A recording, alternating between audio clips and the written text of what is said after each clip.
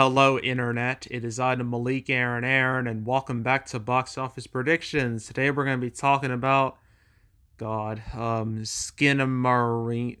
God. Skinamarink? Yeah, I think. Hopefully. That's the best I got. So we're going to be talking about this movie. So as usual, we're going to be going over the pros and cons. So let's get to it. Pros. Well, um, his reviews are pretty solid. Its audience score is not Jesus, but its critic score is at 75%, which isn't bad at all. So that's a easy pro right there. Um, I've heard it's. I guess another pro. I've heard this movie's kind of, from what I've heard, a little experimental in a way with how it does things. So that could definitely help it stand out amongst the crowded sea of movies that are out right now. So I guess that's a pro, I think. Um, I can't think of anything else. I really can't. I'm struggling. I think I'm just done. Okay, cons. I literally never heard of this movie until like a few days ago. No joke. It literally popped up on the calendar, the release date calendar, and I was like, what the hell is this? Why is this here? And it's wide. Oh my god, I gotta talk about this. I I cannot tell you how much I hate when random movies that no one has ever heard of just pop on the schedule and they're just like, no, it's wide release, and I'm just like, I'm gonna have to talk about this. Uh, I hate it. I hate it. Personally, I'd rather talk about movies that I know for a fact are going to be released, that I know of like months in advance. I don't like talking about movies that just pop up on me at the last minute. Not a fan. So yeah, there's a severe lack of marketing because the fact that its release was so last minute. So yeah, that's a con. Another con is its audience score is very bad. It's at 45%. That really tells me that audiences are not on the same page as critics. We might have another, I don't know, Blair Witch Project situation, which I'm pretty sure Blair Witch, um, what was its audience score? I can't imagine it was very good. It definitely wasn't good. 56%. Although I like the Blair Witch Project, I really do. But I can see why people didn't like it.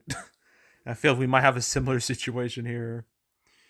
So, yeah, really bad word of mouth, really bad audience scores. That might kill this movie. So, that's a con. Um, I guess another con is that this is from my IFC Midnight. They haven't released too many theatrical movies. I believe one was it their last one? I'm not sure. I gotta find it. Where is it? I don't think it's on here. I thought it would be on here. It was Watcher. There it is. Watcher. There we go. This is their last movie I covered. It didn't do very well. Surprise, surprise. Apparently, it did way better on Shudder, which is like a streaming service like, exclusive for horror. And yeah, I imagine the same thing's gonna happen here. This is gonna do way better on Shudder than it will do in the cinema.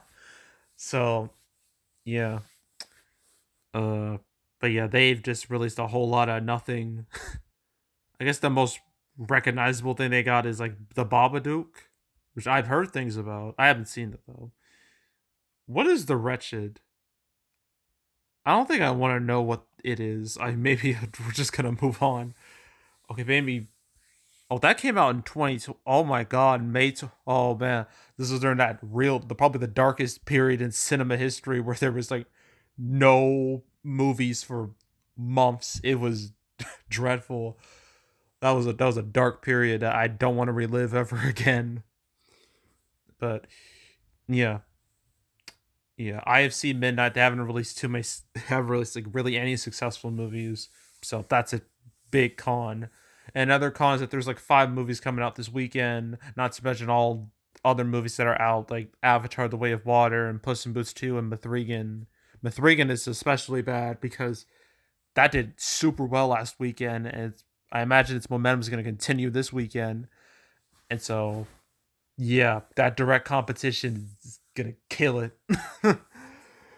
So, yeah, that's obviously bad. But just word of mouth, no, not word of mouth. Just overwhelming competition from like all forms is gonna hurt. So yeah, overwhelming competition con, and I think that's it.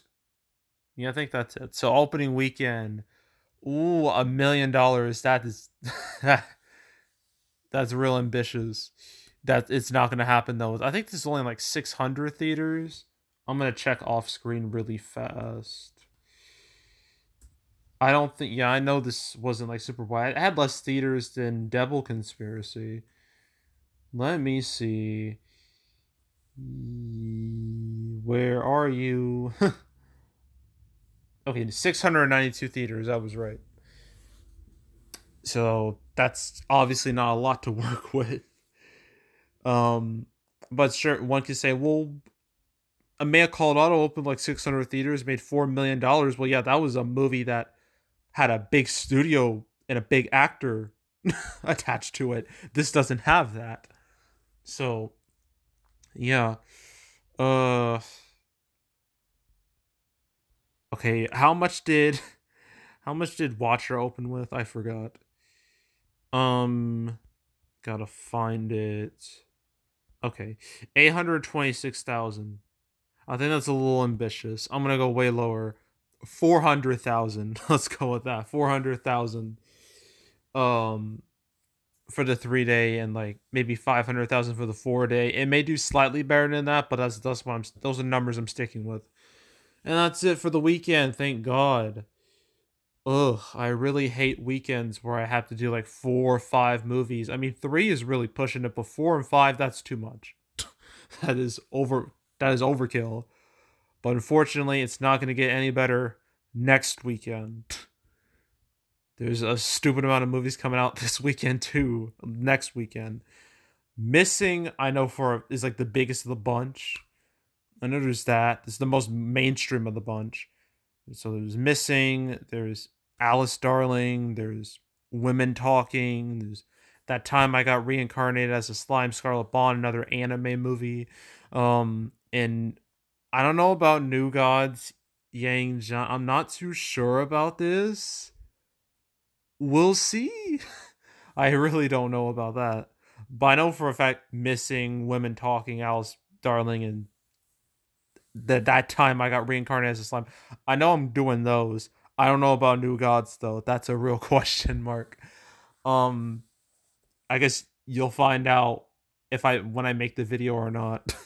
But that's all the stuff coming out next weekend, and then thankfully things slow down after that. It's not so overwhelming. You got like Fear and Infinity Pool, and that's the end of January. It really peaked with Meg 3. After Meg 3, it was all downhill. So, yeah. Anywho, yeah, that's it. That's all. Make sure to subscribe, like this video, leave a comment, turn notifications, share the whole drill. Want to check out more videos like this? Got playlists on the homepage of all previous prediction videos I made on the channel. I've only done a few this year. Obviously, that list is gonna grow. Just give it time. But if you want to watch any of the past prediction videos I made the past few years, you can go right ahead. There's also the canceled series where I go over all the movies that were supposed to come out but didn't. Never cover this movie once because like I didn't even know it existed. But if you want to watch any of the past cancel episodes I made, there's like 170 episodes. Go right ahead, binge it all from beginning to now. I highly encourage it. Go do it. There's also box office recaps where I go over the box office results for any particular month. My 2022 recap video should come out next week, hopefully early next week. I'll let you know if that comes to fruition. But if you want to watch any of the past recap videos I've done on the channel, go right ahead. And yeah, that's it. That's all. I am out. Goodbye.